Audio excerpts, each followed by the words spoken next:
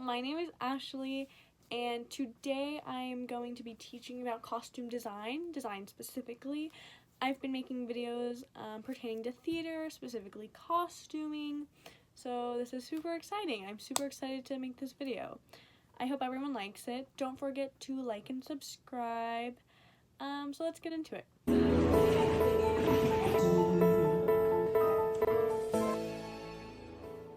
Today I wanted to get into more of the designing aspects and color coordination and things you really need to look for when you go to design costumes for a show. So the first thing I always like to do is get a list of characters, and I like to assign them a color. Now usually this doesn't exactly pan out when you go to find pieces or make them, but I like to just assign them a color that I feel is their vibe or how their journey progresses in the show. So I'm going to show you colors through thread. So yellow I always feel is very happy, it's just a very sunshiny color. I like to use neutrals. For older people tend to wear more neutrals, and I feel like it just shows age better, especially when you're in a high school setting. You need to think about all aspects of their age and how you're showing that even in their costumes, and that their acting, of course, is going to be the main thing people are looking at, but are they dressing age appropriately to their character personality? If I had an old 80-year-old woman, I would not put her in a tank top and short shorts. So yes.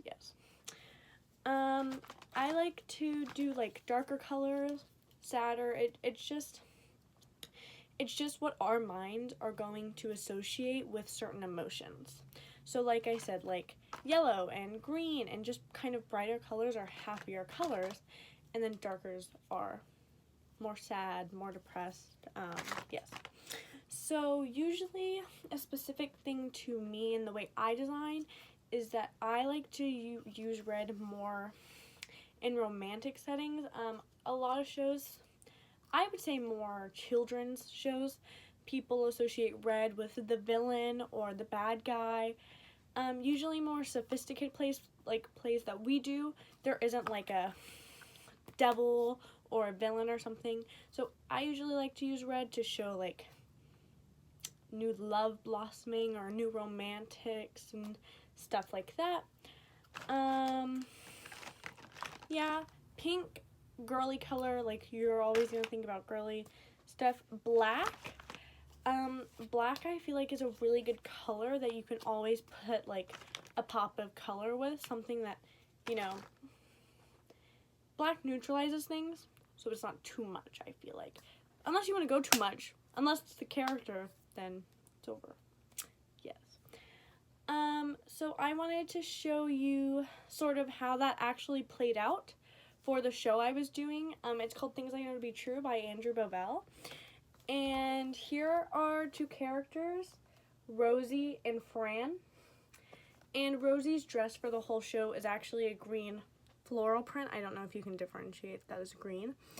But yeah, and then her mom was wearing a green cardigan.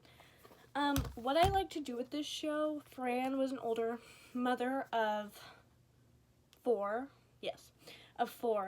And each season had their own kid that they were sort of dealing with. So what I kind of like to do, I gave her a cardigan for each season, and I like to pair the kid kind of with that color, just to show the association, the relationship, so that the audience can really tell, and so that it looks more cohesive on stage. And this other picture, this is Mark's scene, but she's still wearing the green. It was actually the same scene. She's wearing her green dress still. He's wearing a green sweater and a green cardigan. And it kind of shows that they were all kind of on the same side of the argument that was happening in this scene. They were all sort of concerned for Mark's well-being, Mia's well-being and everything. And brought them more together, and as an audience they should associate the characters sort of in the same colors as having meaningful relationships and as being close to one another. Now I want to go back to the beginning. I kind of want to go back to the process of me designing for shows. So like I said, I assigned colors. Then I started a research board, and luckily at my school we get to put up almost all of our research on a wall in our green room. And this was my research board for the show Faust, which I'm going to show you a preliminary design for. So I really wanted it to kind of be creepy because there were ghosts and things like that. We adapted the show Faust, actually. Yeah, so I'm going to show you a few specific things. So we had the deadly sins. I think there's 7 of them. Sorry. Like 7 deadly sins. That's right. And I wanted a really just kind of alternative, really gory costumes. Now, sadly, that isn't exactly what I got to do for the finished product, but that's kind of where my mind started. So I had a lot of like black leather corsetry things, and then I wanted to do that and then pair them with like pops of color and like crowns and things like that. So just things kind of like this. I actually really liked this and really wish we would have been able to execute that.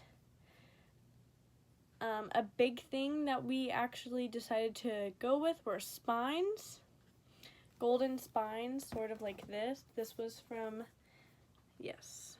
A lot of inspiration I got from the Alexander McQueen shows. He's amazing. He was amazing. Yes, and then for other characters, I wanted to go very pure just to show the differentiation and make sure that the audience were 100% being able to tell that these are completely different.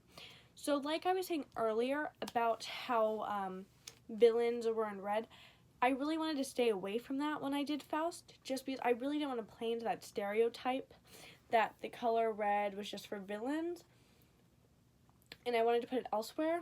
So I actually had the protagonist wear a maroon suit coat at the beginning. It was very nice, maroon velvet. Yes, and actually the protagonist wore red. So also there was things like this, big skirts and things. So one of my preliminary designs was this, and it was a I would say like 1700s dress, I believe. This was a while ago. So what I wanted to do was I wanted to have like when the 7 deadly sins were created and have them wearing clothes from the beginning of their time, or when they died actually.